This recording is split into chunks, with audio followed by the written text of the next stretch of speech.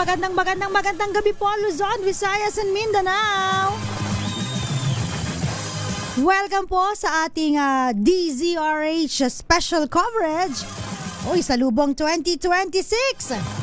Kami po ay live sa Facebook. Hanapin niyo po DZRH News at DZRH News Television. Nakalagay po sa likuran namin.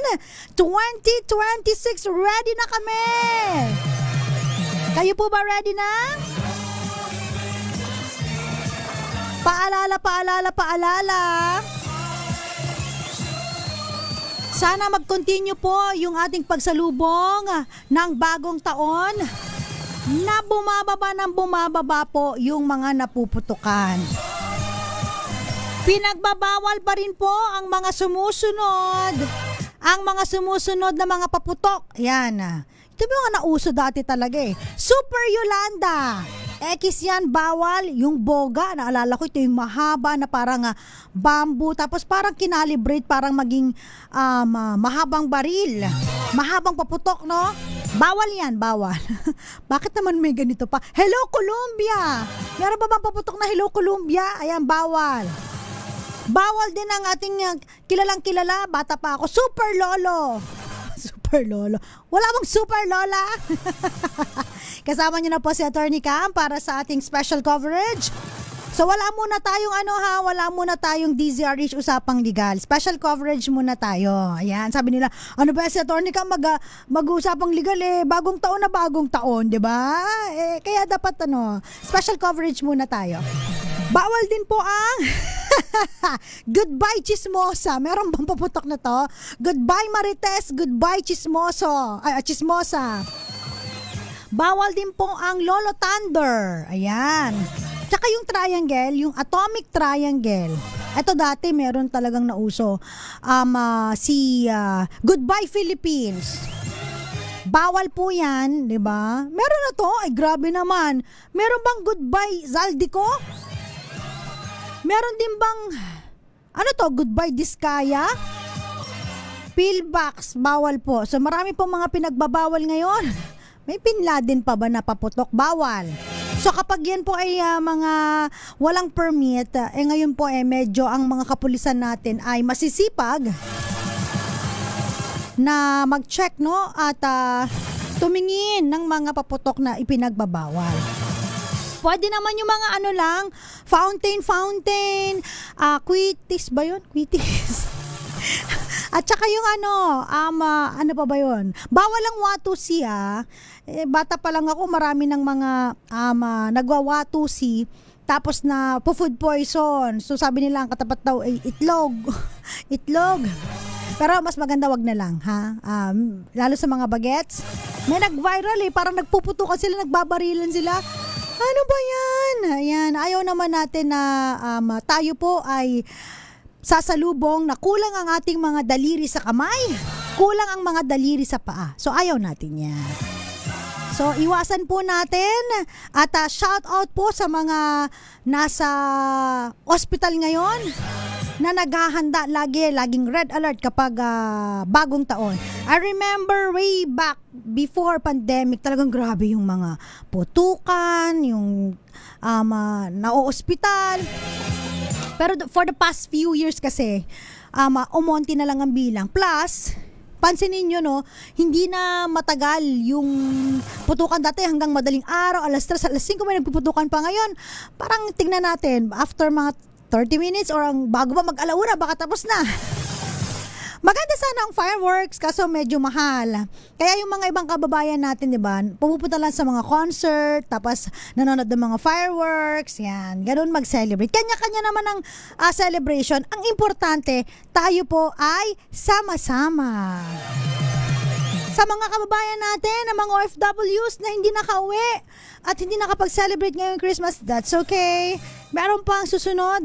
At wag na magtampo ang ating mga kababayan dito.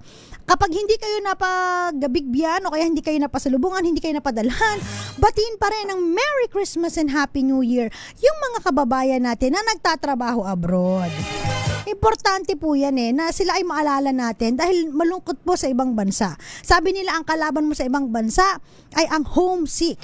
Kaya yung mga iba, naghahanap ng ibang home. Bata-bata sa langit ang tamaan. Nako ha, mga marurupok. So yung mga bata, ingatan po, wag lilingat. At least mas maganda nasa bahay kaysa yung maputukan pa sa labas, ano po. At syempre, bawal pa rin po, no? Yung sa PNP, di ba? Yung magpaputok ng mga ligaw na bala, ha? Bawal po yan. Okay, so meron tayong mga pinagbabawal, mga firecrackers. At meron din tayo, syempre, ayaw din natin na makatanggap ng ligaw na bala. Kaya dapat yung mga kapulisan, meron ba? Tinakpan ba yung mga baril niyan, ha? Pwede naman magturotot lang. Katulad nito, may turotot kami dito, oh. Ay, asan may turotot dito? Hindi ako marunong. Paano pa to? Hindi ako marunong.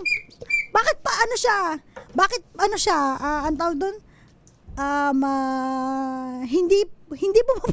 Ayan, pwede na. Mali pala ako to. Oo. Pwede naman mag-celebrate ng ganun lang. Turotot na lang po. Oo, wag lang magturotot ng Mr. tsaka Mrs. Ay, thank you salamat. Happy New Year! Sa mga nandito po sa news center, kami-kami lang to, guys. Mamaya tatanggap na tayo ng mga reports mula sa ating mga reporters. Ayan. O, syempre, shoutout na yung mga nasa news center ngayon, tsaka yung mga technician namin, yung mga nasa RHTV. Shoutout na rin sa inyo. Yung mga nanonood sa atin, isa-shoutout na rin natin yan. Magandang gabi po. Kamusta mga handaan sa Noche Buena? Ano bang handaan nyo ngayon? Kami, ang handa namin ay tumataging-ting na. Siyempre, yung bigay na kumpanya ham. Yung bigay na kumpanya ng mga basket na may fruit salad at saka, ano ba yung mga usual na handaan? Yung, alam ko na, spaghetti. Happy New Year, Miss Roxanne Costo. Angelo Redaha, Happy New Year, and Eduardo Narvaez. Blessed New Year, Romel Livid. At sa lahat po ng nandyan sa Maymunyo City, Nueva Ecija, magandang gabi po.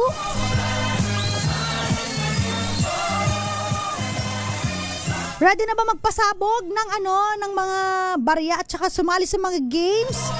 Alam nyo kapag syempre holiday season, nagsasama-sama po ang mga magkakapatid, magkakamag-anak, tapos naglalaro sila. Diba? Ang saya-saya nun. Kawawa lang lagi yung nag-host ng party kasi paghugasan na, nawawalan bigla ang mga kamag-anak.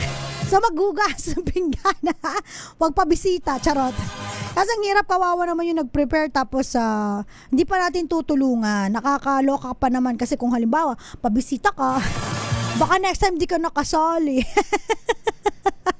Diba? Ayaw naman natin yon. So, shout out po sa mga pupunta ngayon sa mga bahay ng kanilang kamag-anak para dun mag-celebrate ng pagsalubong taong 2026. Diba?